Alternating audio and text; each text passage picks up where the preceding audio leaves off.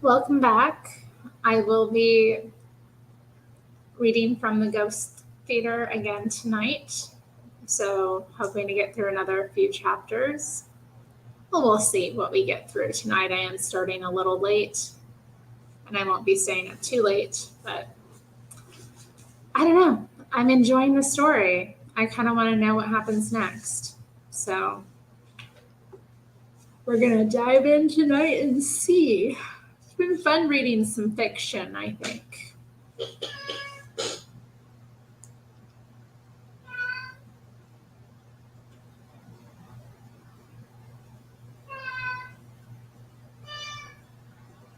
Why are you crying?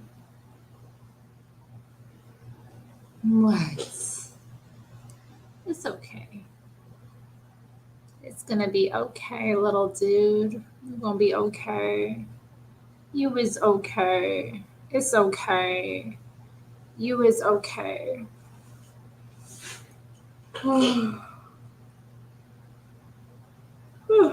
You know what? I wanted to look up this word to see if it's an actual word before I get started. So I kept saying I was going to do that.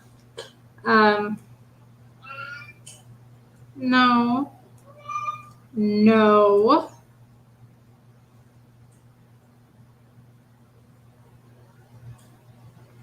So aviculture is the raising and care of birds.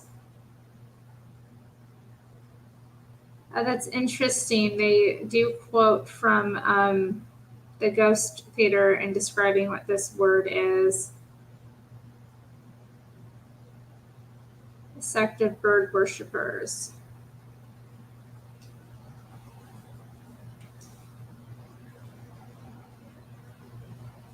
Let's see if I can just...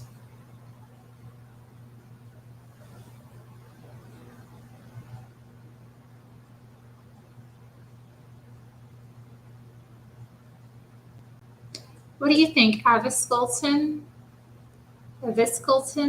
How would you pronounce it? I'm not exactly sure. What if only I could get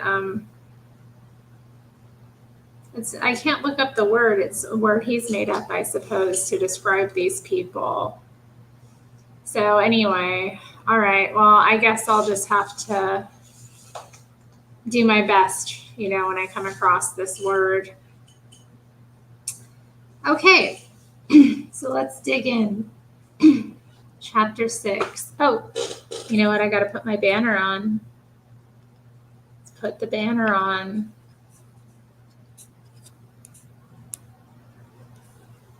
Okay, there we go. Oh, we have our first chatter. Big Nuts Master War Chief. What a name. Okay. Curlews and jackdaws, oar splash and sail whip. The Thames was as busy as any city street. Shay leant her elbows over the side of the ferry and watched the marshes melt away. Gulls called overhead. In minutes, London began to rise around her like a stage set. Life scenery was hauled upright. Streets like canyons and buildings tall as cliffs. The ferry began to race now, like a horse nearing its stable, and they plunged deeper into the traffic until the river was blanketed with so many boats that Shay felt that she could step from one to another all the way to the shore. The boats performed an intricate dance, bird-like in the way that they crisscrossed, but never collided. Waves clapped a greeting on the side of the ferry, and the buildings grew taller still, engulfing her until the boat was dipped into a vast, friendly cauldron of noise. London, she loved it. So, I'm reading my little stories. What's up with you?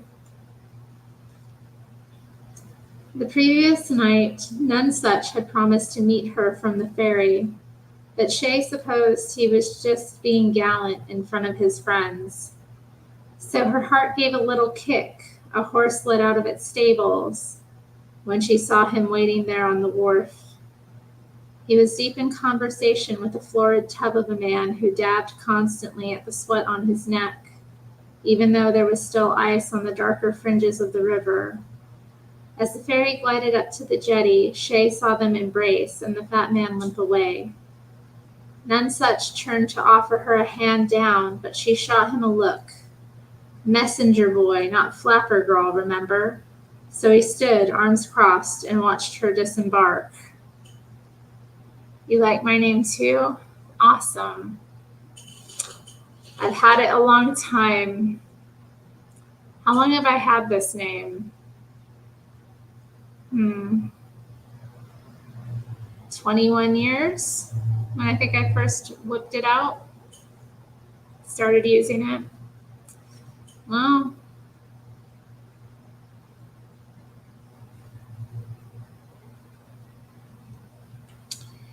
he sounded amused. Well, good morning, young Blade. She doffed her cap. Blade. The ferryman's eyes were curious on the pair of them. They walked along the waterfront with the morning sunlight sending their shadows rushing out in front of them. Shay loved the way the city stretched and creaked into life. Prentices yawned arm in arm and surely late already, dodging the spray from sailors washing down the decks. Gangs of gulls patrolled on the lookout for country folk who didn't know to shield their bread, and maids bustled like pigeons, repeating shopping lists under their breath. Who is your friend, the fat fellow? Shay asked. Nonesuch shrugged ostentatiously. Never saw him before in my life. He was just resting there. I make a point of impersonating somebody new every day. It keeps me on my toes. He popped onto tiptoes and threw a 1-2 of punches into the air. It means I have to talk to a lot of strangers. He said it as if it were some kind of intolerable burden imposed on him, rather than a game of his own making. They cut along 10th Street, perpendicular to the river, where it was quieter. Shay caught glimpses of ships between the houses as they walked, brief forests of swaying masts. So who were you today? I was a French sailor who had missed his voyage home. After one night ashore among the perfidious English, I'd been robbed, conned, beaten, and drugged. I was trying to hire a fast boat to catch up with my ship before I was stuck here. Pour toujours. He didn't look much like a French sailor. He was wearing an oversized white shirt with a panel that had Saturnalia Now stitched across it. Saturnalia Now. What an interesting thing to imagine. A boy of the 17th century walking about with a shirt that has the stitching Saturnalia Now on it. I wonder, did people do that at that time? Did they stitch like words onto their clothing? I think some of them must have. I mean, why wouldn't you?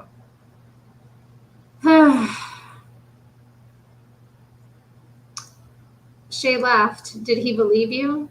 Nonesuch pulled a shilling from his pocket and winked. The slope of New Fish Street pulled them riverwards. London's tide always going out. They skirted the traffic that snarled around the entrance to the bridge and made for the deeper wharves and unnamed islands. On shore, there was a sweet, filthy smell of river mud and a saltwater tang from the ships themselves. Something was tossed from a deck, and birds thrashed against the water in pursuit. Everywhere a creak like new shoe leather. And how was your show? Shay had told him more than she'd planned yesterday. He'd heard about the murmuration and the fortune-telling, the slow decline of her community. She was normally stingy with details of birdland. You never knew who might be listening. But the Blackfriars Theater air of smoke and shadows lent itself to confession. Still knowing that she'd talked so much about herself gave her an oddly naked feeling, and she pulled her jacket tighter around her. It's not really a show. She couldn't think of what it was. Maybe it wasn't that different to the theater after all. It went all right, but it was as if I was making it up as I went along. Wind whipped at sails like sporadic applause, and they walked without talking for a while. "I'd like to see it," he said finally. "The murmuration, I mean. Though I doubt it could be as magical as I imagine." He shook something off. "I mean, what is?" He was quiet again, and they skirted a patch of ice. "Do you think your mother really saw the future?" It was a question that Shay often asked herself. "I don't know. Maybe there's some way of seeing things that I don't understand yet. I wish I could spend 1 minute in her mind just to see how it felt when it was happening." Already Shay loved the way none such listened to her. Whatever she said, he considered seriously. He said, "Ah, but then you'd be her rather than you." Wordlessly, he took her hand, and they walked beneath the bristling shadows of ships.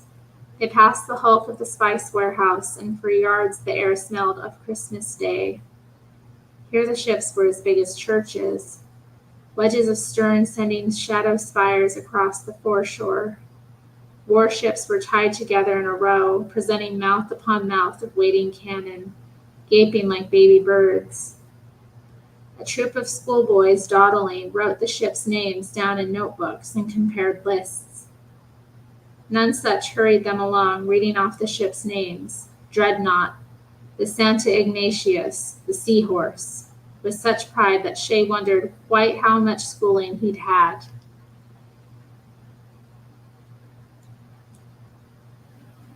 He asked, "Isn't it odd keeping your gods in nets? It's like locking up St. Paul in the tower." She checked his face for malice, or worse, pity, but his interest looked genuine. "We open the nets back up every morning after feeding, and so many come back every day that it can't feel like captivity to them. Think of it as a church. Jesus isn't trapped in the chapel, is he? He's worshipped there." A strange guilt swept her. Was that a heretical thing to say? None such stole a glance to see if they were being overheard. Who knows? Perhaps if he weren't nailed to a cross, he'd want to be out in the streets too. He was quiet for a moment. "So how do they tell you how to behave?" Shay tried to place each step in her argument like she had so many names, like stones across a river. "They're not those kinds of gods, none such."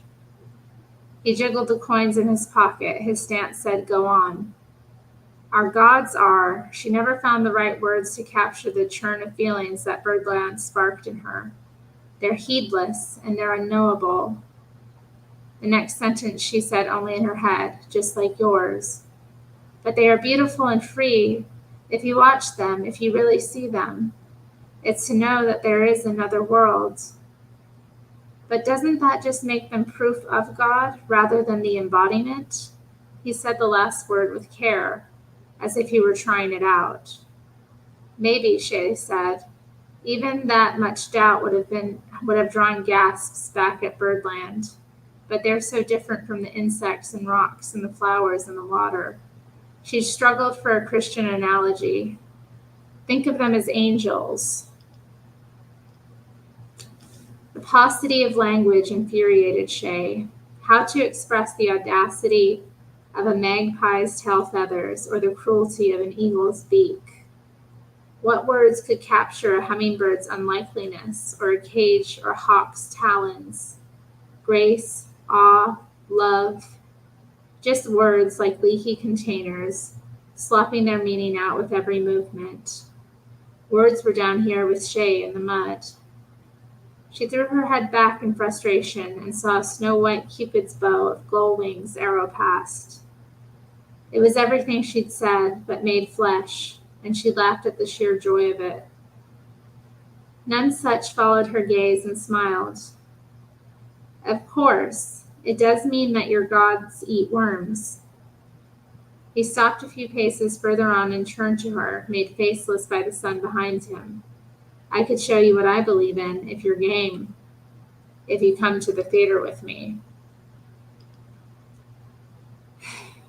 Shay was unused to mirrors.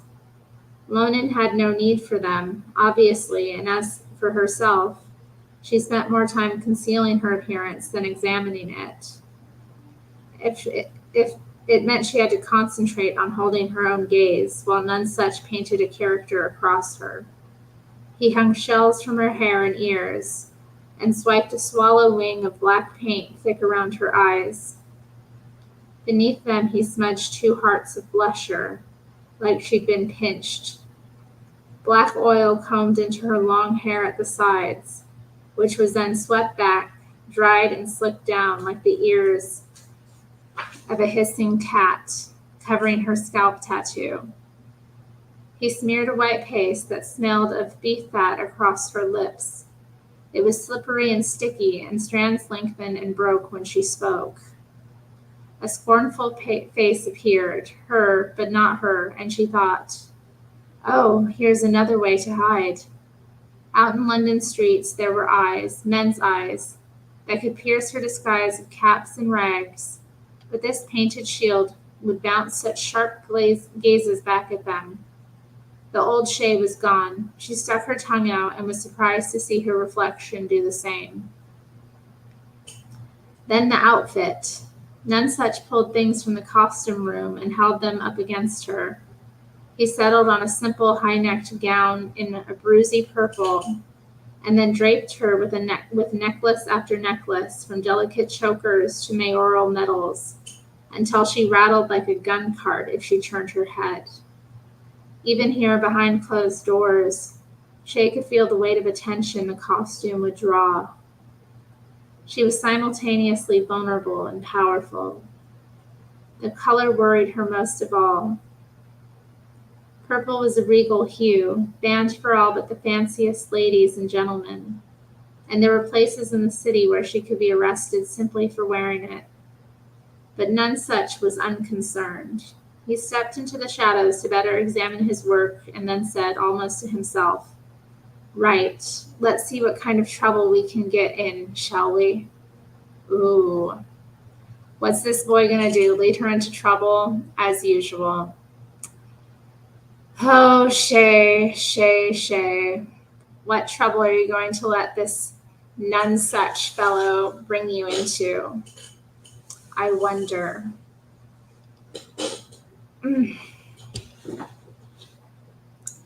Make way. You there, pull across. Nonesuch steered traffic out of Shay's path while he scattered petals into the mud at her feet. She made sure to step on every single one. It seemed important somehow. She concentrated on the smell of roses and fresh dung rather than watching the 100 faces turned her way. Still, she felt them like a kind of pulsing heat. They stared from windows and shop fronts. They stopped their carts and gawped. The crowd flowed around her, attention coming in waves, and she looked up and away from them. Nose in the air, she read the omens in the birds above, a rook on the wing, and 2 magpies beak deep in roof thatch. That meant danger and guile, one of her mother's favorite readings. "What am I supposed to be?" she whispered to Nonesuch as he led her east into the quieter streets in the shadow of the city walls. Nonesuch blinked away winter sunshine. "I've no idea yet." They stopped somewhere just north of the gate in a grubby, ramshackle area too poor to have featured in Shay's messengering. Nonesuch seemed to know where they were going, though. He pointed her towards a gap below 2 low sheds, no wider than a handcart, and took her hand.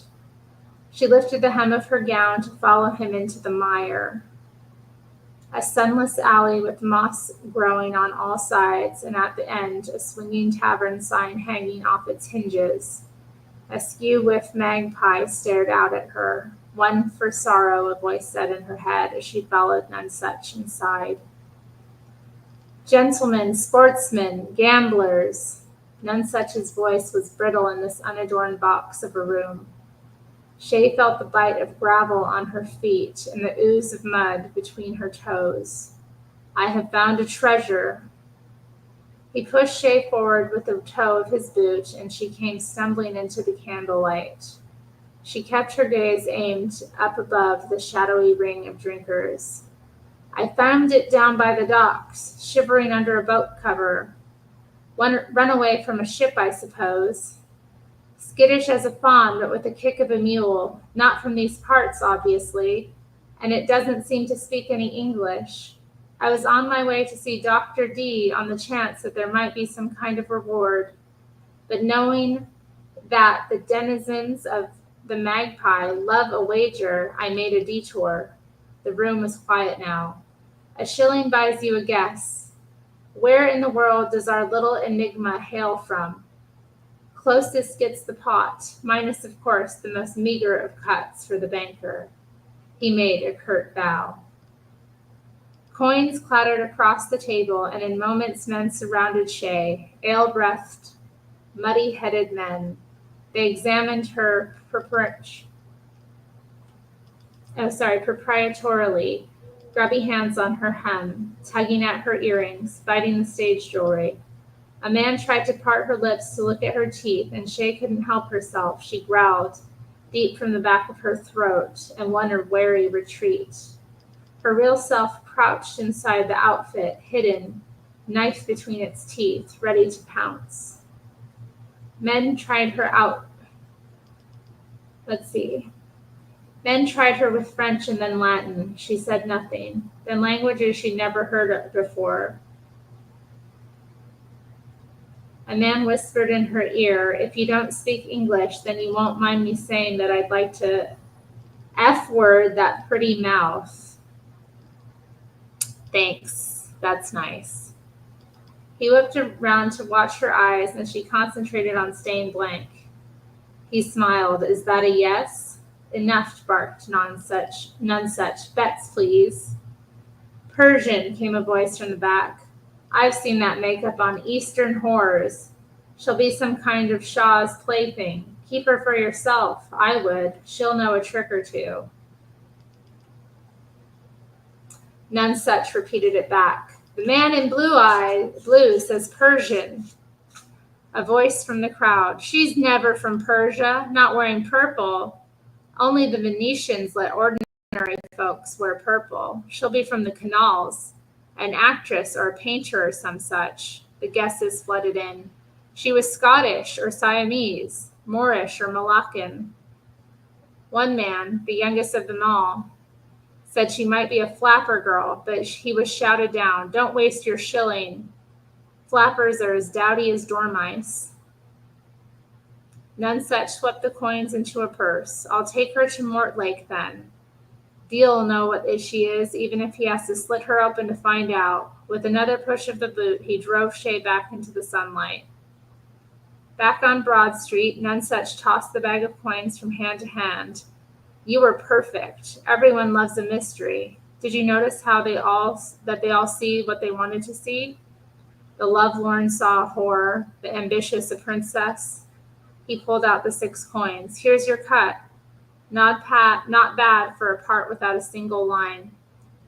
She hadn't spoken during the whole thing, and the paste on her lips cracked when she opened her mouth. "You're not coming back with their winnings?" They weren't even close. Anyway, they're drinking at 10 bells on a work day. Those aren't men who expect good things to happen to them. Shay tugged at her hem higher. The streets were gunned with people, and the air around the gates was thick with insects. Everything here, the filth, the poverty, the city walls, made her yearn for open spaces. She took the money and said, "Thank you. But we go back my way, over the rooftops." None Such trotted happily behind her, still clinking his coins. I know, what an interesting little bit of trouble they got into. All right, well, that was chapter 6. Nice short little chapter.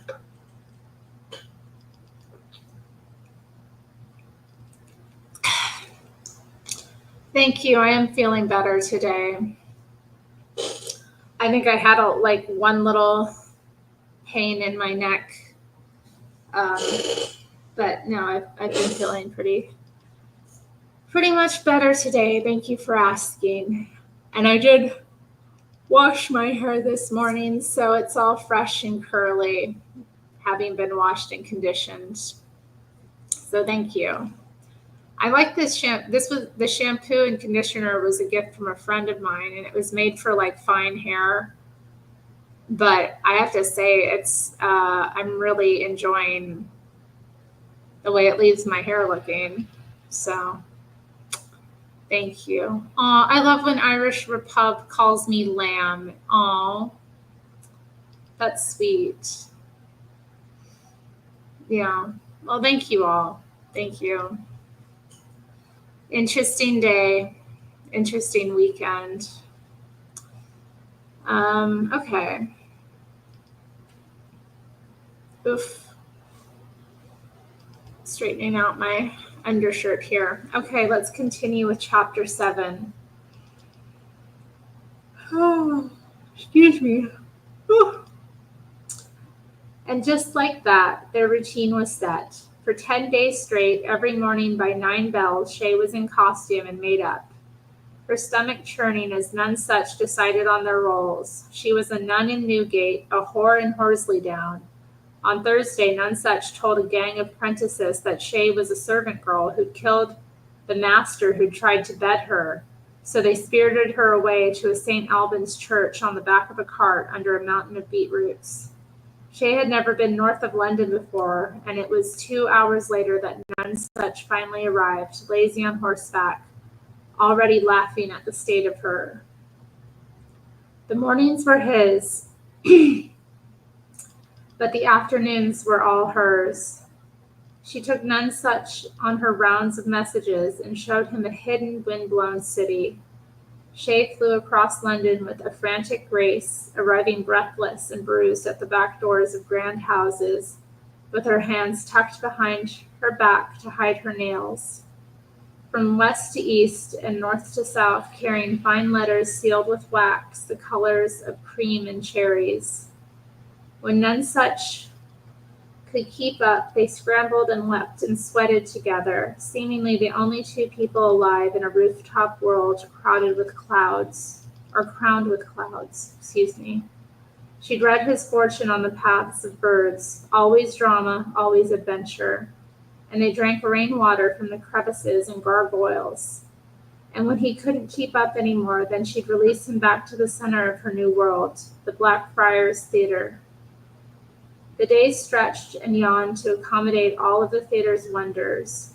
There were 7 performances in those first 10 days, and nothing ever seemed so right. It felt right to be a pair of eyes watching the stage while the flame-lit room rotated around her. It felt right for audience noise to wash over her like waves on pebbles. And it felt right to chase words across the page with a finger. Beautiful words like birds of paradise among the London pigeons. She rolled the rarer ones around her mouth. Byzantine, here we go. Perspicacious, diabolic, perspicacious.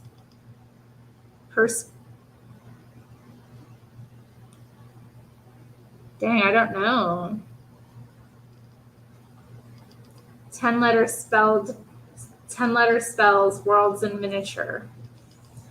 But what felt most right of all was watching none such from the shadows and being led down his secret alleyways. 3 different plays a week meant 3 very different roles. But to Shay, his was one long performance. It was a recurring dream that ran night after night without ever fully revealing its meaning. Fragments glimmered darkly back at her. None such weeping down the aisle in a torn wedding gown, as hand after hand involuntarily reached for him from the audience.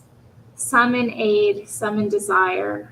The Morse trumpet blaring in a tonal noise through the battle scene, then sliding imperceptibly casually into a funeral melody at the exact moment that Alouette dropped a sheet of scarlet glass in front of the lantern. Crack! And the stage was bathed in old blood. It might not be real, but the emotions it churned in her were joy, love, terror. One scene returned to her time and again. Trussell playing none such as reflection. Behind a sheet of glass, he mirrored the movements of Nonsuch's child queen as she made herself up for an assignation that the audience already knew would mean her death. It began as comedy, really. The two boys' actions so exactly matched as to have the audience breathless with laughter. But then Trustle's face as Nonsuch departed, a reflection left alone behind the glass, that look of abjection and awful realization. It had her weeping in a way she hadn't since her mother's death. There was fear there, too. Every time that Nonsuch ventured into the audience, Shay worried for him. Only she could see the looks that he provoked, looks that the wearers thought were shrouded by the darkness, envy, thirst, hatred. Interesting. There's little insights in this. Definitely know the feel. Hey, Terry, where's Nada? I'm assuming he's probably home or out working or something. Well, wherever he is, we wish him well. I don't know. And is St. Albans what it was back then? I don't know. Well, anyway. And that was chapter 7. Nice little short chapters. I did not meet up with Nada, y'all. Stop it. Oh my. I don't know. Really. Y'all. Ugh.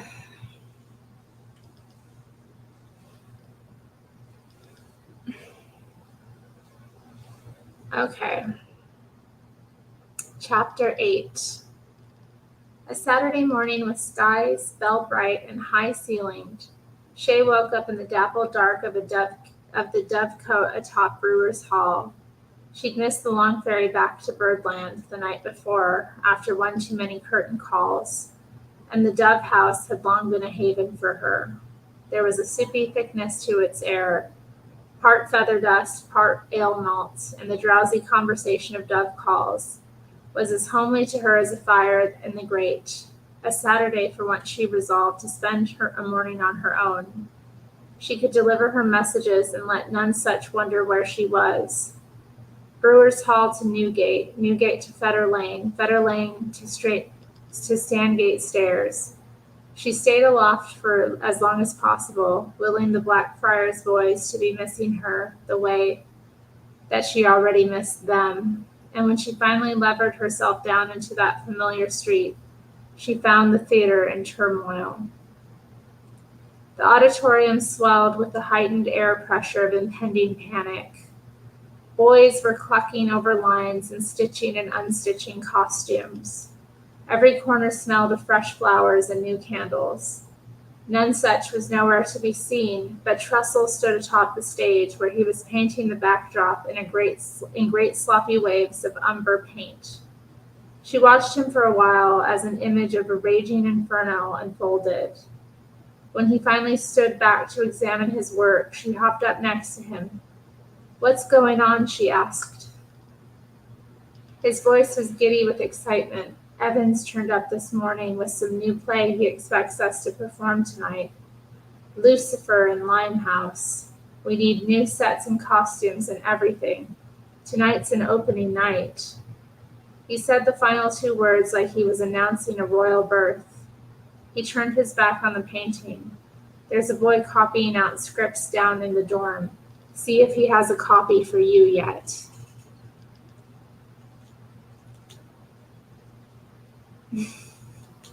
I'm sure he got about fine. He's a grown man, and he probably knows this area all right. Most people, it's easy to figure out Portland. It's one of the simpler towns to figure out, really. He doesn't know it. Swirls of curls. Do you like my curls, Samuel? Swirls. It is pretty curly tonight, I have to say. It was nice. Yeah.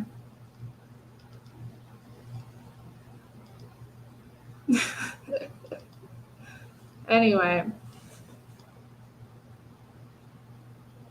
As she lowered herself back into the auditorium, Trussell said, "Could you stay away from none such until 4 bells?" She must have looked stricken because he added, "He has hundreds of lines to learn, and I'm trying to keep him out of the way of distractions. Could you see who else you might help and be ready to do a lot of prompting tonight?" His hands were red from fingertip to elbow, but he wore a dizzy grin. He doffed his cap. "I apologize for my performance in advance." He's okay. You think he's lost? Oh no. How did he figure out how to come in here and he can't figure out how to get out? What with modern technology and everything. Y'all silly. So silly.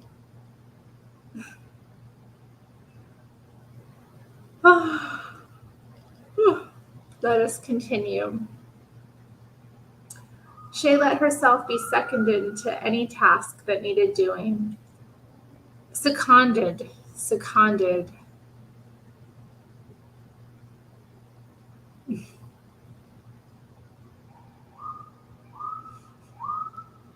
I heard people talking about it today when I was out. My night's all right, Missy Maud. It has been a nice night. It was different.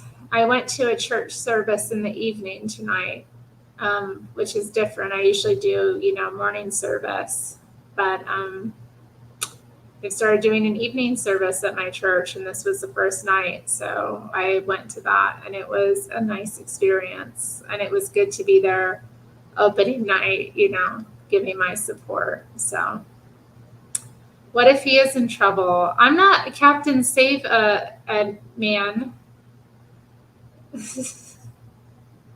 Yes, there were some sirens. They're probably going to find Nada.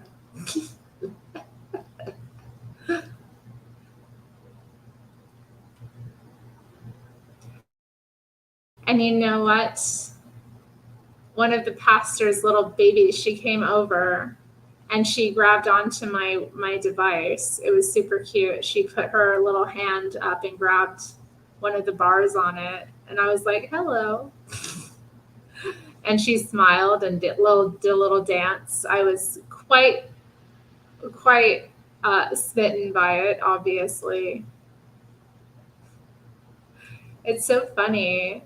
She was born last year, and to think she's already so big so quickly, that she's running around and grabbing onto things and even saying some words, actually. What was she saying? I'm trying to remember the word she said. Oh, I can't now, but it was super cute. Very cute. And she had some leopard on. I was like, oh, snap. Leopard print. Terry, I'm clucky. Is the sound clucky? Is the sound bad?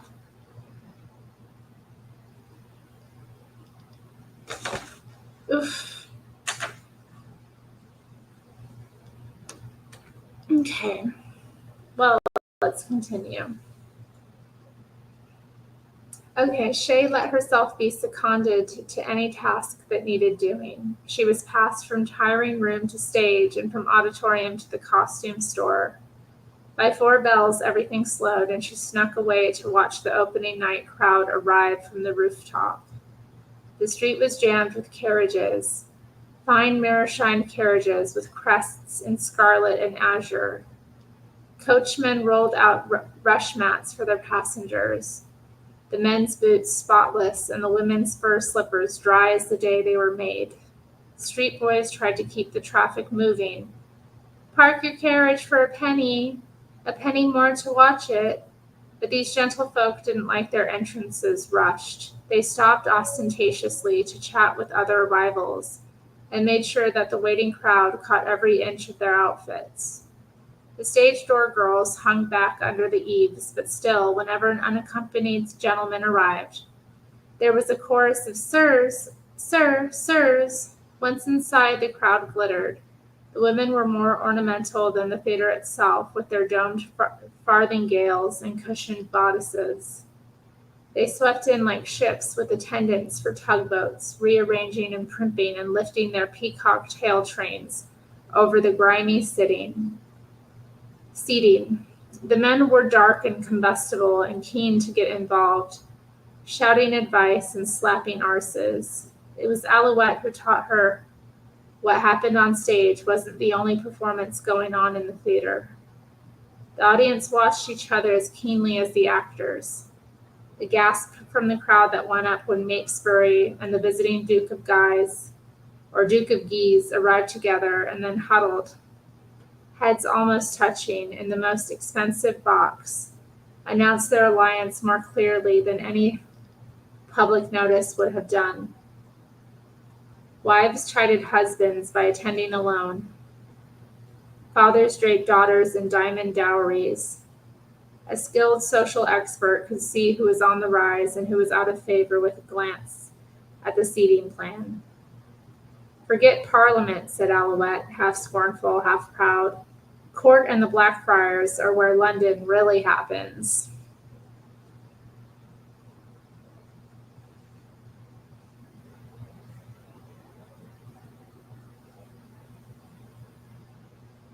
I'm not familiar with the term clucky.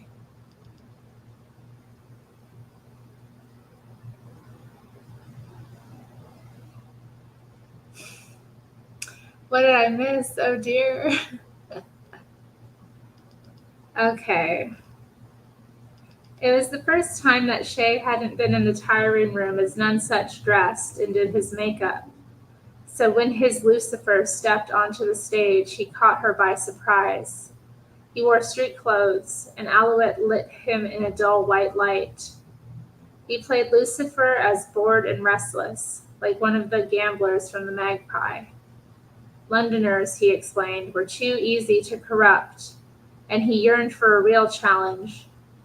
So he renounced his powers for a month and come to earth as the humblest creature one could imagine, an actor, for shame, lower than a whore, lower than even a lawyer. His task was to corrupt the incorruptible, nuns, penitents, princes, with no more magic than the power of his words. He stuck more closely to the script than usual, though he peppered the play with topical asides and veiled insults aimed at members of the audience. Some were so barbed and so filthy that Shay was surprised that their targets didn't leap up and run him through right there and then, but Alouette whispered, "It's a great honor to be included, like your head on a spike, but less painful." The play was funnier than most she'd seen, but it was crueler too. Nonsuch delighted at every soul that he turned from the path of righteousness, and from the looks of glee that shone out from the crowd, most of the audience did too. But at the denouement, when Lucifer finally persuaded the flower girl to steal from her employer, warring emotions skirmished across his face. Pleasure was mixed with pity at her downfall. Triumph and regret battled during her execution, and like weather, his moods infected the watchers. There was already discreet weeping in Act 2, and by the final scenes, sobs and whimpers were louder accompaniment than the musicians. When the company took their bow at Alouette's lanterns illuminated streaked makeup and surreptitious dabbing of handkerchiefs. It was nearly an hour before the audience fully emptied, and Shay and Alouette sat in the box under the stage and talked. Shay still couldn't get a handle on Alouette. Her conversation was tidal. She got swept up in enthusiasms, grasping. Shay's wrist with wide eyes and mouth, and then catching herself, ebbing back into silence as if she'd somehow been tricked. If the talk turned to pyrotechnics or printing or portable clocks, then she sprang back into life and her words tumbled over one another. But then she would slap a hand across her mouth and retreat into quiet. Good evening to Tomas and Gregatron. Are you really? Did you really? What were you doing watching the football? Oh dear, the boys watching their football. Kind of name is none such. I don't know, it's his anonymous, name. I can't believe he's trolling a football stream when he could be trolling this chat.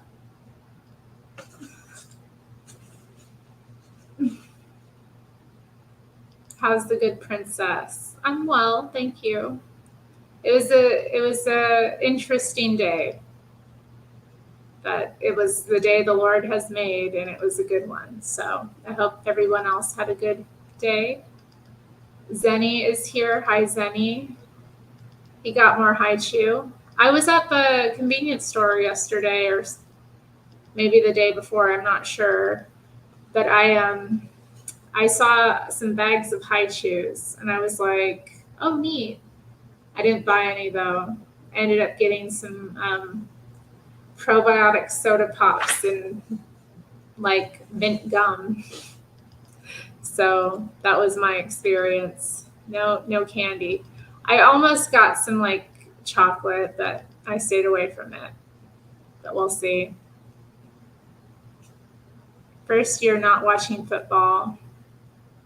I watched maybe 3 to 4 plays all weekend. Sounds like that's watching football. That's a lot of football.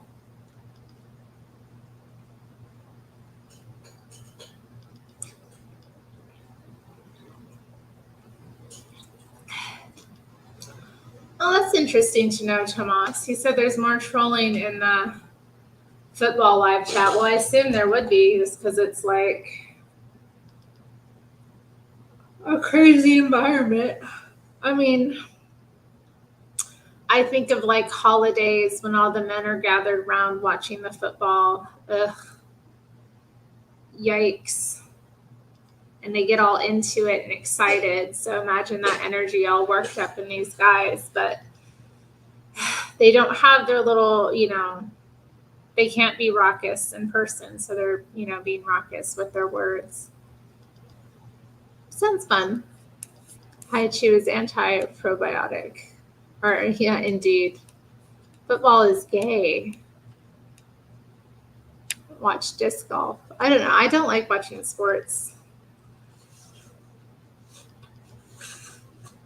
Mostly. Sometimes I get into the soccer a little bit. If that's on, I'll kind of like gravitate towards like watching it. But it's just interesting to me. I used to play it, so I'm kind of like, oh, okay. I kind of can follow it better, I suppose. I mean, I can follow most of them. I know how to, what's going on, but I find them boring.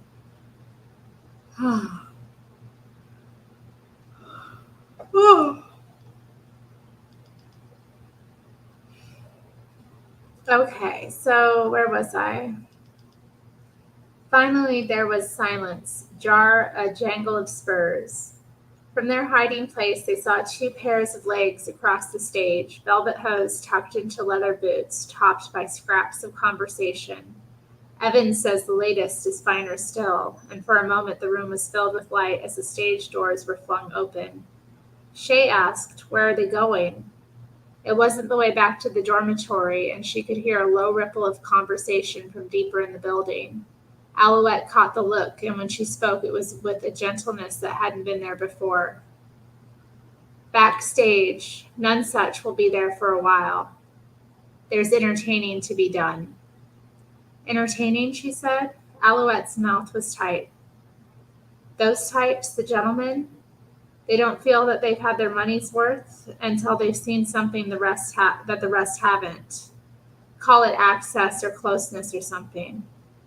Her face stayed flat, but she watched Shay to make sure she understood. Shay wasn't certain that she did. Alouette sighed. For those boys, the night's work has just begun. She shut her props box with a crack. "We can go and watch, but only for a while." Shay nodded and followed her across the stage. With her finger to her lips, Alouette guided them into the backstage room, which was now transformed. It was lit with lanterns of every color, and in the center, amber lights turned 2 toga-clad boys into bronze statues. The back of the room was lit in blues and greens, and a deep-water gentleman bent to tie the boots of a bilious-looking lady. The Blackfriars boys appeared reduced in here, underfed and beardless, all elbows and knees. Only Blank, the Moorish musician, looked as if he belonged in the company. He played trumpet softly in the corner, and the younger boys kept as close to him as possible. "We're not here." Alouette was at Shay's side, pulling her into the shadows. Rainbow lights jeweled their path. "That suits me," Shay said, shrinking into an alcove. "But why?" Alouette's eyes skim-read her. "This is a shop window. Unless you want to be merchandise." She didn't finish the sentence. None such stood in a nearby corner between two men in black leather. Alouette whispered, "That walking codpiece is Lord Makesbury, and the other is our boss. Evans, Henry Evans." Though he was the man paying her 2 pennies a day, Shay only knew of him through gossip.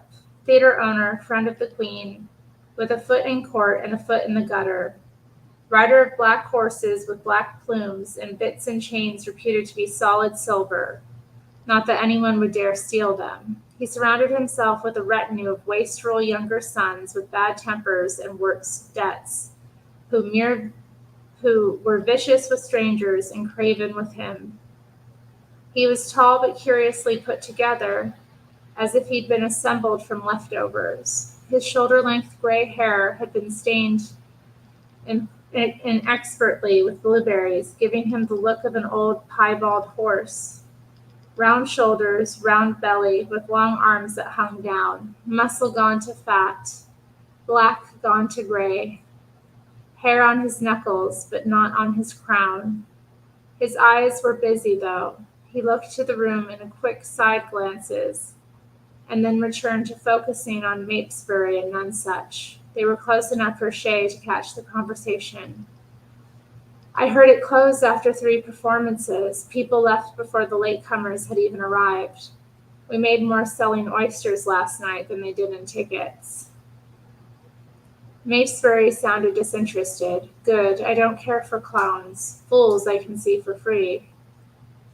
Evans heard some kind of invitation in this dismissal. "Of course, you're right. Leave the comedy for the country folk. The city is for magic." His arm brushed Mapesbury lightly. "We have a private show on that very topic, eh, Nonsuch?" Nonsuch became animated, as if his strings had been pulled. "We have Ovid's transformations. Boys become asses, gods become men, birds turn into beautiful women." Mapesbury had shopkeeper's eyes. "Which of these birds?" An arm took in the room behind him, "is in line for such a transformation." There was eagerness in Nonsuch's voice for the first time. "Trussell has been taking the lead, the lad playing the costermonger tonight. He sings, he dances, and he speaks very well." Mapesbury's boredom came down like a portcullis. What is a portcullis? And Evans butted in. "But of course, the part was written for Lord Nonsuch here. The Queen herself was entranced by his performance. It's been seen at court. A private masque, extremely select crowd, trusted." Mapesbury looked around the room. "It's hardly new then, is it? Maybe some other time." He gestured to a man in the corner. "Bring the carriage round." When they were alone, Evans's face displayed nothing amiss, but he reached out to grip Nonsuch's arm at the elbow, then twisted and pulled him close. "Fucking Trussell. No one wants to see Trussell transformed into a maiden. He's barely palatable as a boy. God's teeth, are you stupid or just bored of working?" Nonsuch's shoulders sank as Evans twisted. "He's good. I've been tutoring him myself. You'd be surprised." Nails dug deep into his arm. Nonsuch twisted, yelping, towards the floor. Evans' fingers bulged round his rings as he said, "I don't want to be surprised. I want to be paid." A nobleman in a plumed hat passed by and made an elaborate bow as he left. The briefest of smiles left Evans's face as the man disappeared. And speaking of surprises, the script is the script. It's not a damn suggestion. Nonsuch took his head and then stopped abruptly. The playwright repeats himself. There has to be some variety. Evans's face twisted. Wear a different fucking frock then. The speech about the riches of Russia isn't optional. Curtin paid a fortune for those lines. He needs backers for his adventure there. Get something straight. You're not an artist. You're an errand boy. He let go and regarded Nonsuch from head to toe. You've got a beard coming in too. How old are you now? 30? I'm 15. You know that. I could have sworn you were older. You look it. Time for an adult theater, maybe? I hear the curtain is looking for someone. Nonsuch shrugged into himself. I'm happy here, Evans. We've sold out for nearly a week. People come to see me. For now. And anyway, do you know how much I make from this place after the rent and the master of revels and free tickets for every fucking court favorite and the bellows and firebugs and fucking mushrooms for your fat Flanders sow sulking there in the corner? Alouette dropped her head.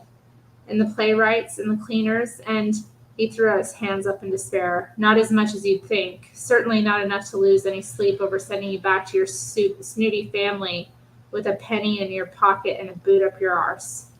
So he grabbed Nonsuch again between his legs. Why don't you go out and sell some private shows? Because that's where your money comes from. Come on, said Alouette under her breath. We're not helping. Outside, Alouette turned her collar up against the rain. She shivered and her veins looked blue with cold. But she made no move to go. Shay dared not think about staying in London for another night, but for now something kept her within the theater's orbit.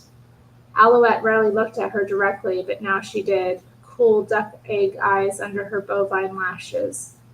Go home, Shay. 2 shows tomorrow. Don't worry about Nonsuch. He's a big boy. But she didn't sound convinced.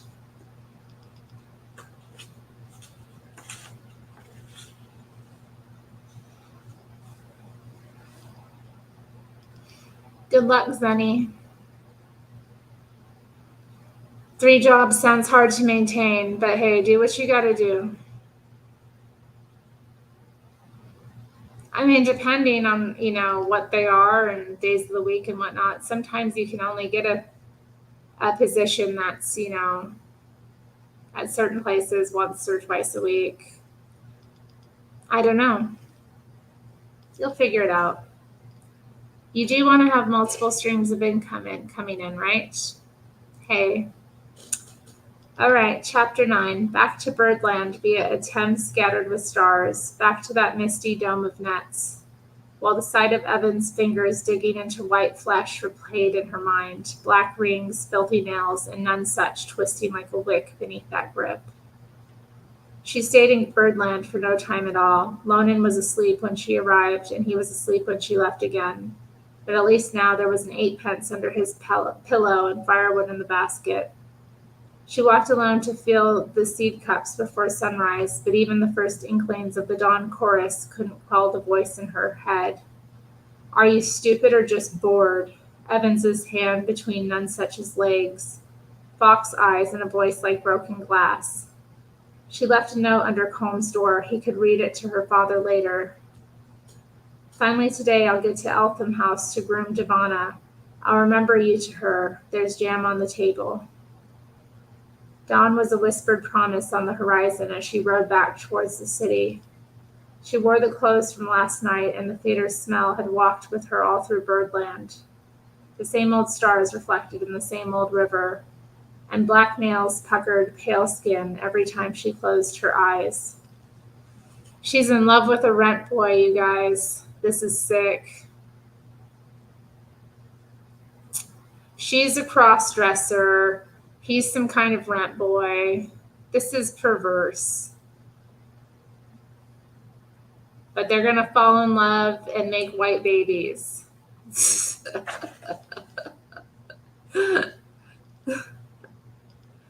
despite these things, God will still find a way.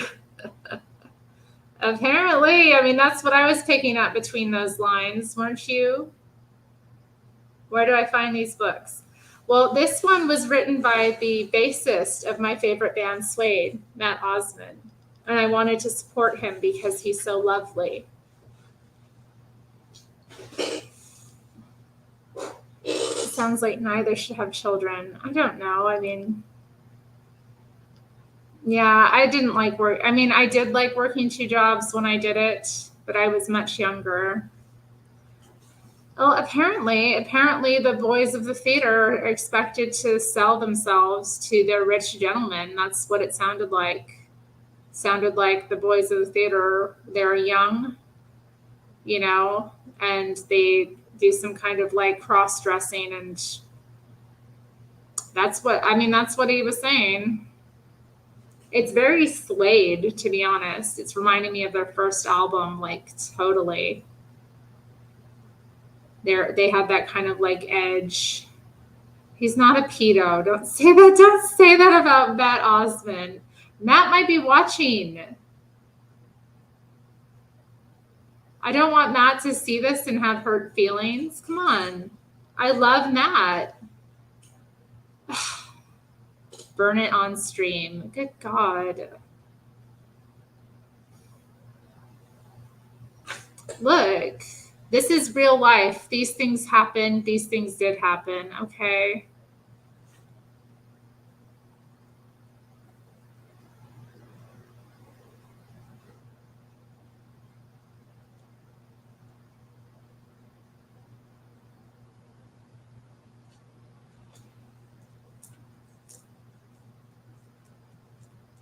Worry about your own bag, Zenny. Don't worry about none such's bag. I figured you were a Cure fan or something like that. I am a Cure fan. I love The Cure. The Cure are the band that got me into music. Like, once I discovered The Cure, it was like, whoa, this whole world opened up to me of music. So, yeah, I love The Cure. But Suede is my favorite band. She's reading smut. I'm not reading smut. There was nothing smutty in that. But yes, these people live on the edges of society. They're a vagabond bunch.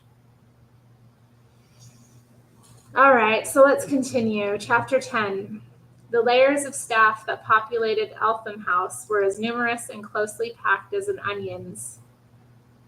Once Shay had peeled away a bellboy and discarded an underfootman or two, she still hadn't penetrated much beyond the surface of the house. She was patient. She showed her credentials, such as she had, to a footman, wilted beneath the stare of a terrifying butler, and waited as the message was passed on. The Abbess Sculton is here to tend to the falcon. She was passed like a baton from butler to lady's maid, from lady's maid to secretary, and then on to other, more opaque staff deeper within the house. They deposited her in a room that was larger than her home in Birdland, surrounded by biblical scenes painted onto silk wall coverings. She was awed by a room so palpably used for nothing more than storing waiting strays like herself. The clockwork of the house ran around her, unseen but heard via footsteps, doors opening and closing, and the bass rumble of all male conversation. She was examining the painting of the 7 deadly sins and trying to work out which figure was gluttony and which was greed when the same massive butler returned and announced that she was expected on the roof. Up they went together through the floors that narrowed and became shabbier as they rose. Through the servants' quarters, past damp uniforms, drying over clotheslines, into rooms littered with broken furniture, and a lifeless maid draped across a tiny bed with her thumb in her mouth, past a room full of beds pushed so closely together as to make a kind of second floor, and into another with a tin bath steaming over a fire. It was busy and warm and drab and homely. At the house's apex was a final set of steps, doll's house slats of bare wood. I know my way from here, said Shay, and the butler unbuttoned his first smile of the day. He handed her a minuscule brass key and said, Leave it with cook once you're finished. You may ask for one slice of the cherry cake. Clear, clean air and a fresh lick of wind, Devana's muse sat in the corner of the rooftop. It was ornately ornamental in the style of an oriental pagoda, and more care had been taken over its construction than with anything else above the first floor. She gave a falcon call, but no movement came from within the mews. She smiled. I have to come to you, do I, Your Majesty? She pulled a stool around and unrolled her tool bag.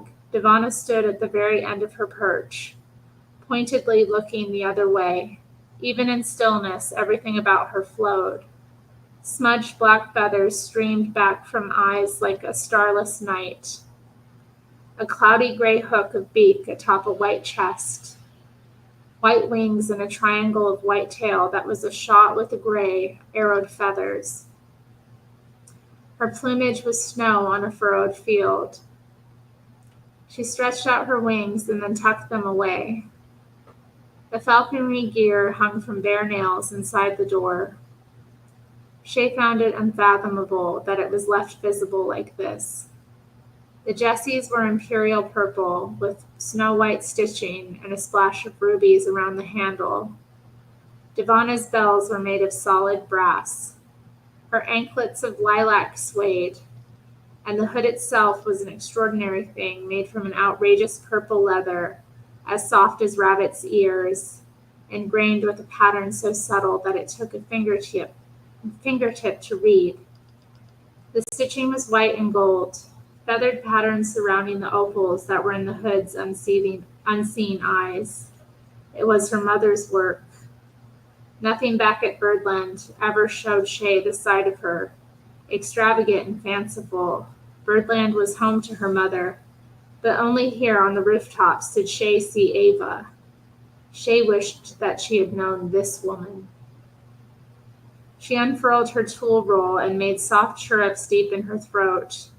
Devana looked away. Shay worked linseed oil into the grain of the leather, using the end of the twist of soft linen.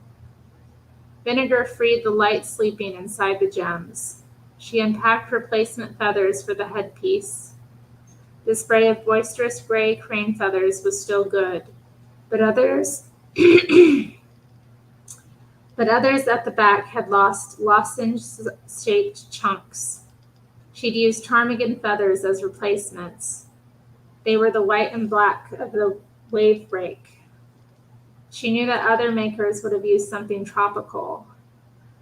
The azure from a bee-eater's throat or the scarlet of the tailor bird, but Shay thought that was emasculating to both falcons and their prey. White, gray, and black, life and death shades.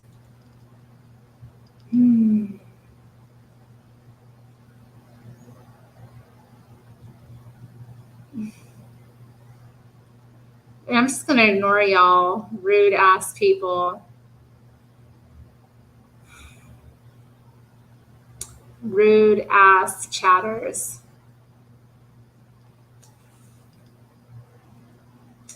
The falcon sidestepped across her perch and locked her eyes onto Shay. Shay looked at the floor.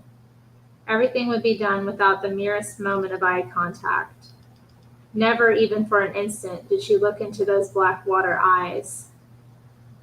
Shay understood what it meant for a bird like Devana to be looked at. It was a threat and promise and challenge, all wrapped up together. And the bird's gaze meant danger, too. When a falcon latches her eyes on prey, then that's the end of the business, not the beginning. The brutal geometries of the prey bird, the diving velocities, and wind shear calibrations, the veer and tumble, the shaping of wing and tail into a single terrible arrow, and then the gorgeous, inevitable snap of neck or back. All this was negotiated in the moment that those eyes met yours. How are you? She said. You look well. Sharp of eye, beak, and claw, as father would say. You remember me, don't you? Maybe not the voice, but the shape of me? She tried to replicate father's huge gentleness. She worked with her hands where her mother's had been, her feet where her father had stood and talked. She reached a gloved hand into the mews and tried Giovanna with a piece of rabbit, fresh this morning from the marshes. The bird's scorn was palpable. She looked away, out over the city. My, but we've gotten fancy. Too good for Coney, are we? I suppose I should have brought you some swan. Giovanna swizzled her gaze back Shay's way as if she understood, and Shay dropped her eyes like a bride. Dropped her eyes like a bride, oh my.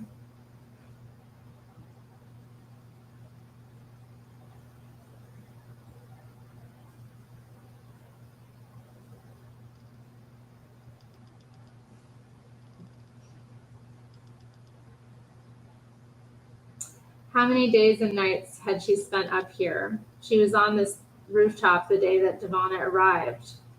It was one of those wind-scoured, bleached-out days after Ava's death. The fledgling was mewling, open-mouthed scrap of a thing then, torn from her Arctic home, as frail as a fawn and as vicious as a wolf.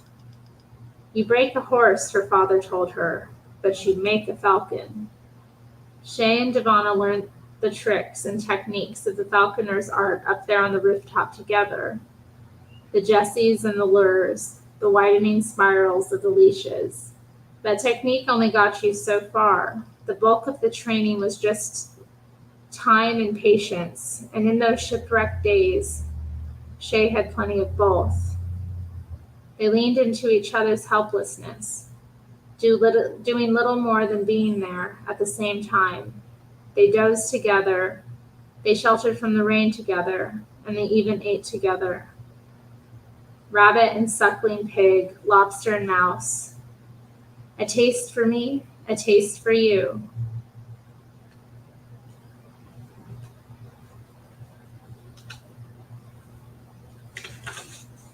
These were long weeks of advance and retreat, closeness and tantrum, perch to arm to glove, glove to hand.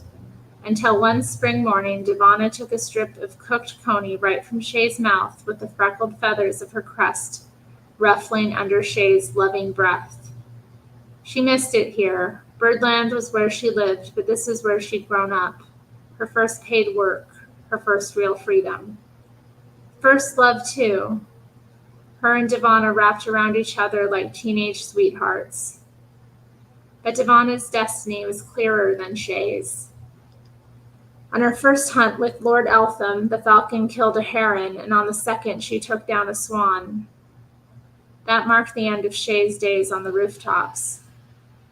Giovanna would now kill for whoever wore the glove.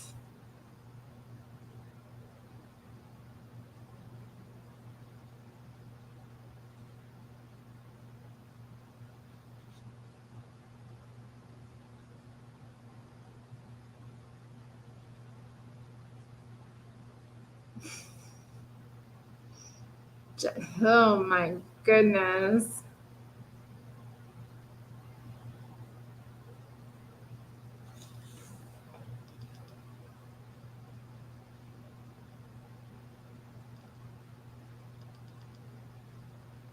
She tarried over the work. The theater needed her at 4 bells, but until then she was content to sit and talk. She told the falcon about Alouette's smoke bombs and the fledgling's tattoo, gossip and news.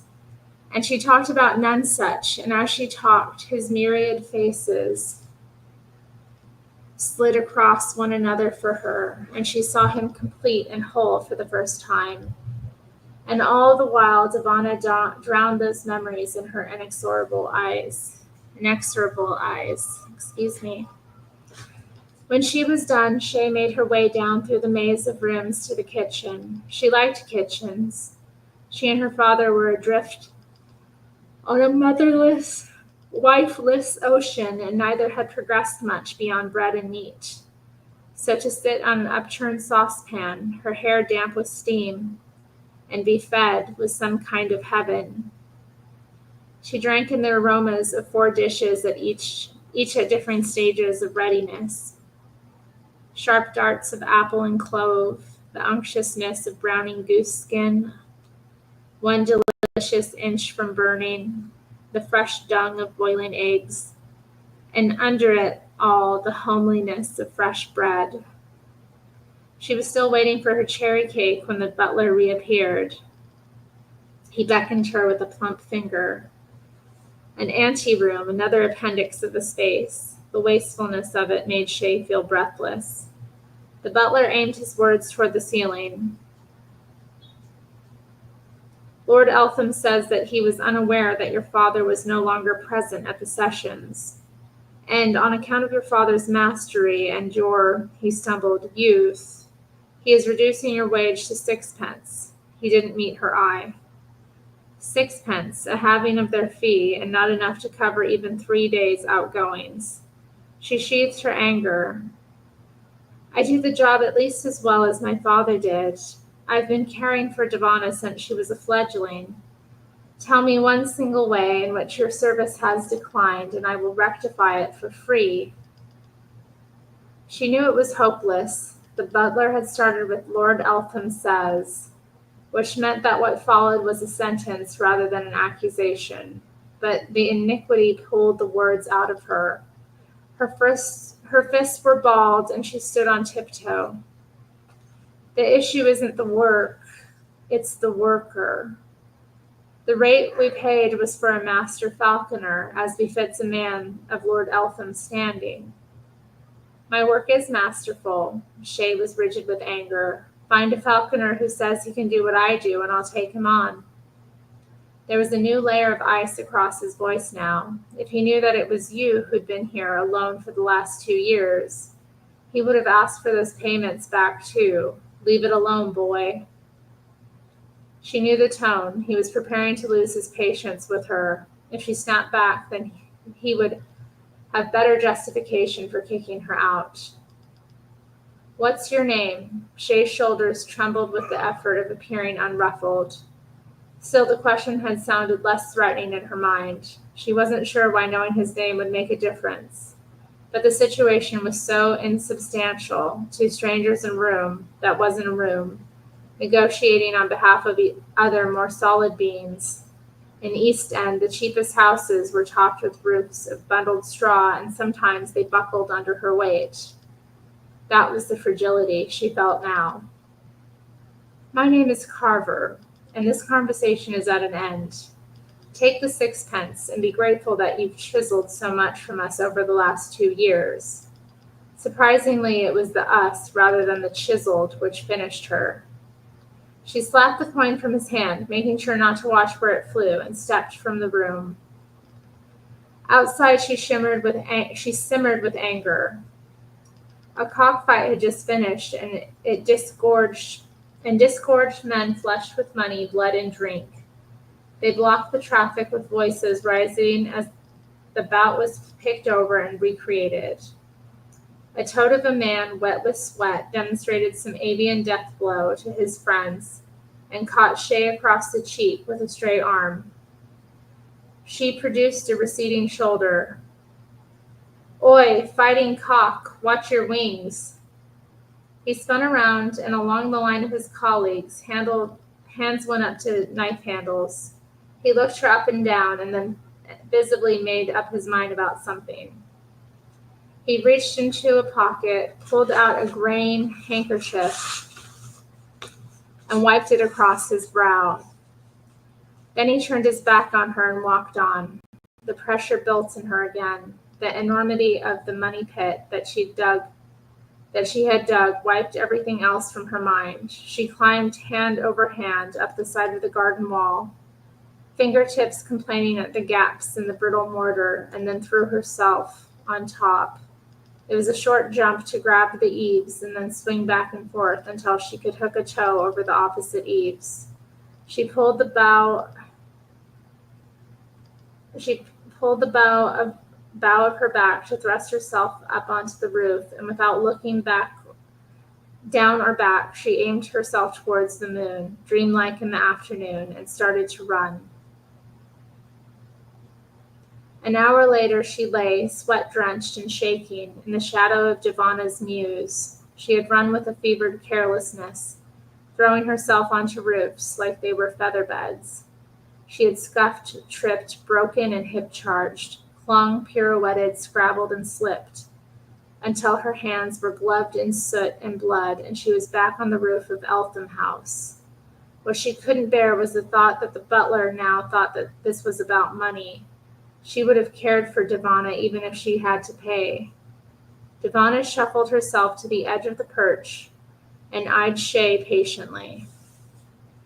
A connoisseur of damage, the bird monitored the wreckage with proprietary and interest. Her father's voice was as much a part of this place as the tiles. A question from years ago. How do you think a falcon recognizes prey, Shay? His thick fingers pressed lovingly into Devana's neck feathers, eliciting a girlish flutter. I suppose its size, maybe the shape and color. He shook his head. All she sees is what fears her. Whatever runs, that's prey. So what am I? She asked the bird. Everything she needed to know was in Devana's perfunctory once-over. Professional eyes cataloged vein flutter and bone strength. She tasted the blood in the air and the sweat on the brow. Shay had to laugh. Prey, huh? The bird scratched at some itch deep in her belly feathers, while Shay packed the hood, leads, and gloves into her pocket. There was an invisible thread that ran between them, she thought. They were two motherless things with eyes only for each other. Despite Lord Eltham's ownership papers, or maybe because of them, Shay took a last look across the skyline, turning dark as wine, untied Devana's leash, and shooed the bird out of the mews onto the roof. She locked up the mews with the little brass key and then hauled herself whistling over the side of the building. She sensed rather than saw Devana's escape, a shuffle of feathers and a flash of snowy wing, an angel ascending. Shay blew a kiss at the sky and headed west towards the theater. At least one of them was free.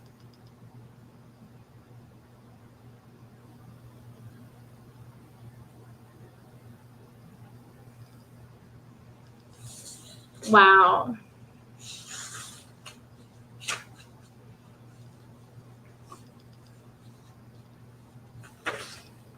I'll read one more chapter, I think, and then we'll... No, anybody inappropriate in the chat, please delete.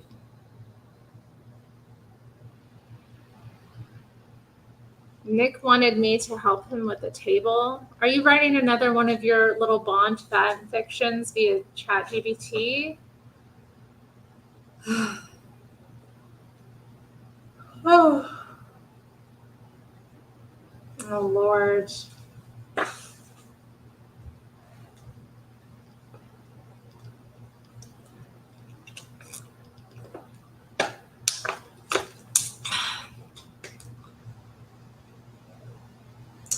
I don't know. There's a guy who shows up without a shirt on in his photos, or maybe they're different guys. I don't know.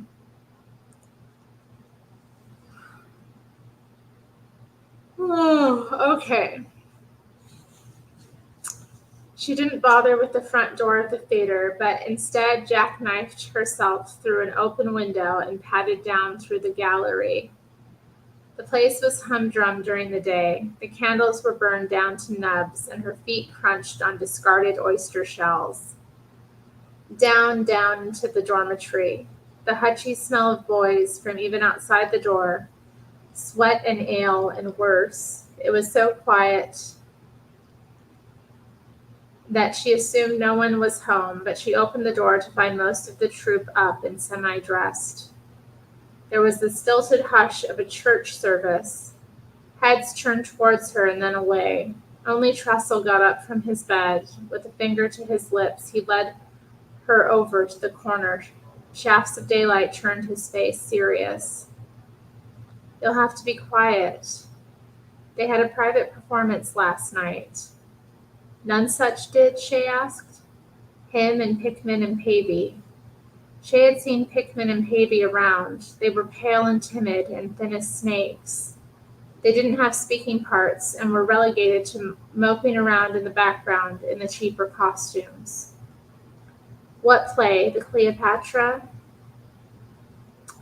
Trustle's downturned eyes were a warning. The private masks tend to be more improvised than that. He looked her in the eyes for the first time, more audience-led. She made her way over to Nonsuch's bunk. He was the top one, draped on all sides with a graying Turkish rug. She pushed a flap aside, draped on all sides with a She pushed a flap aside and climbed in next to him. Where the rug had worn thin, it let through a mottled, mossy light, and Nonsuch was a fallen statue, overgrown with lichen. A tick of pulse at his neck was the only sign that he was alive. His makeup was in ruins. Black streaks ran from his eyes to his chin. And there was dried blood at the corner of his mouth. Oh dear.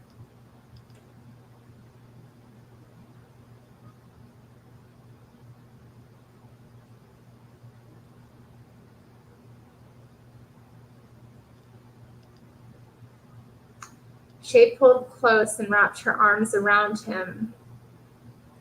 The carpet dulled the noise of the rooms outside. They lay that way for long minutes, and then Shay began to talk. She poured out the story of Devana and the butler and everything that had happened, not caring if the boys outside could hear her. It took half an hour to tell the tale, and when she was done and had wiped her eyes on the bed sheets, Nonsuch still hadn't moved. Maybe he'd been asleep after all. She'd taken his stillness for attention, but his breath stayed flat and even. She didn't care, talking about Devana, and had relit the anger in her. She straightened out a stray curl as his ribs rose and fell under her touch. His voice wasn't sleepy, though, when it came. He said, "However little we have, still they want it." She nodded and stroked his hair. The blood under her nails might have been hers, might have been his. He rolled over to face her. His lips were a bleary red. "It's not enough that they have more than us, so much more than us. They want us to have nothing." Her hands moved in his hair and then under the sheets. Ribs, hips, ridge of a scar. They ruin us over and over again, and then they despise us for our poverty. His eyes were pond water flat. Last night, this morning, I guess, Hickman and I dressed up as fucking Helen and Clytemnestra. Not that any of those fat perverts would know the names. They're full of French brandy and swan meat and have suggestions for how the action should unfold. Unthinkingly, his hand went to touch a bruise on his cheekbone. He slipped into his gentleman's drawl. "You do this, and then he does that, then the three of you together." There were marks around his wrists, pink as gums, which Shay couldn't even look at. "Did you know that Evans keeps every penny of the private performance fees? The gentleman may tip if the performance is exceptional, but otherwise we're merely another course at the feast." Their breaths had reached a kind of shared rhythm. He brought his hands to her face. "Do you know what they can't take from us? Our voices." After a moment he said, "Picture this, a black ship with black sails torn to tatters, leaning hard into the wind." He brushed her hair back in the shape of a wave. There are stars above and reflected stars dancing on the surrounding waves. Below decks, a child is hunched into a corner of a cupboard. Why can't I say cupboard?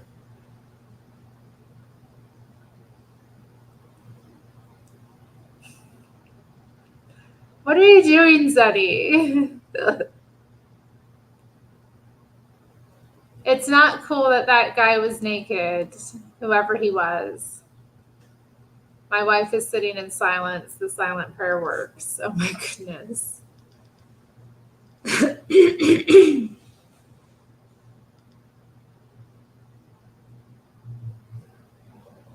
Okay, let me repeat that. Below decks, a child is hunched into a corner of a cupboard. clutching a seashell so tightly that we see the beginnings of a cut. He squeezed her fist. She sings to herself in a voice designed to go no further than her lips, even though the ship is as empty as a fresh grave. Then she stops dead to listen. No sound but the movements of the dorm. Shay said, "Listen to what?" Nonsuch waited. "I don't know. Anything. But you see her." Shay did. Could see her still, of course. Her clothes? Yes. Describe them. She closed her eyes. They're too young for her. Doll's clothes, with unnecessary frills and buckles. They're singed at the hem. And her hair?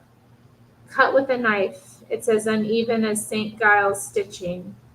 He smiled at that. The ship, that curve of spray springing from the bow like a bridal train, you see that? Yes, yes, yes. I made that. In this moment, we made it with our voices. We made it out of nothing. He lit his pipe and gestured her close, lips grazing hers as he exhaled. Shay letting the moist smoke fill her up. We made it and sent it deeper than that smoke, right? To our bones. He sounded dejected at the very idea of it. A black ship, a living girl, a sea.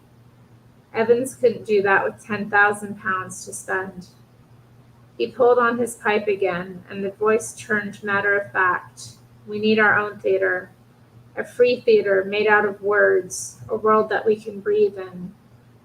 Her hands on his bony buttocks, and their shared breath stale and sweet. The question was implicit, and she whispered into the whirlpool of his ear, "I'm in." He kissed her on the forehead and resumed his stage voice.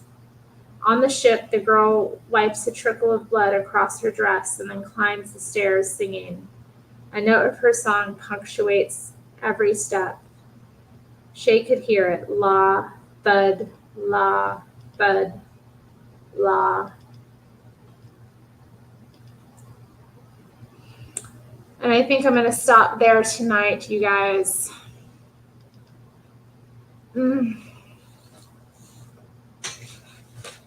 Where did I put the little bookmark? What a nice story. It's unfolding very interestingly. I wonder what they'll get up to next time. What book shall I read next? I would love to have you stream some Bond fictions. That would be very funny. Oh my God, there's zombies. I don't want to be stuck with zombies at the Bond headquarters. Good God. They'll throw me to the zombies. The first chance they get, Jesse's going to be like, throw that one out. Sacrifice her so we can get past them. I know what's going to happen.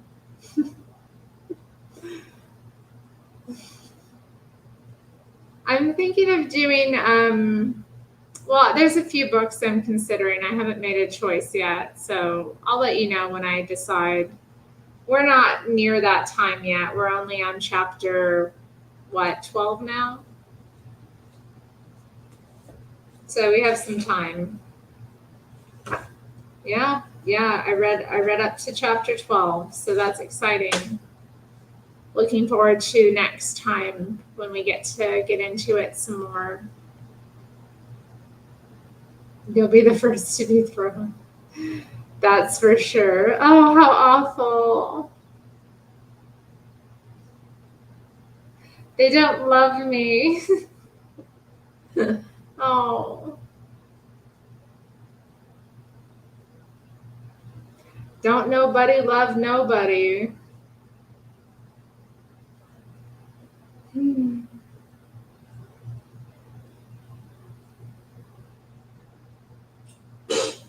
Well, thanks y'all for joining me tonight. It was fun. Nice to get through some more of this book. I'm enjoying it. There's critics, but there's critics about everything I read.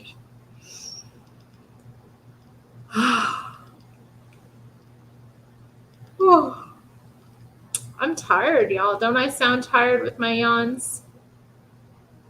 Mm-mm-mm-mm-mm.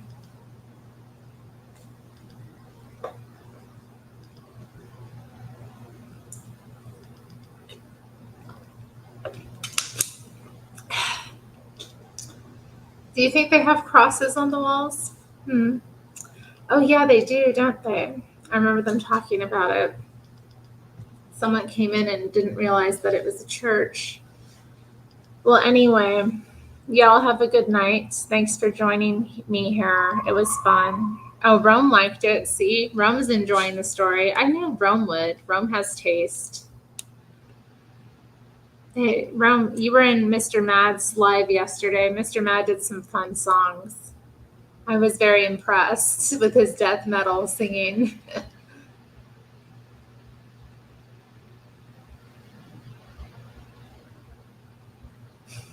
Oh my, I kind of want to keep reading. Shut up, Zenny. Yeah, well, you still were in my chat, so I win. Peace. Good night, y'all.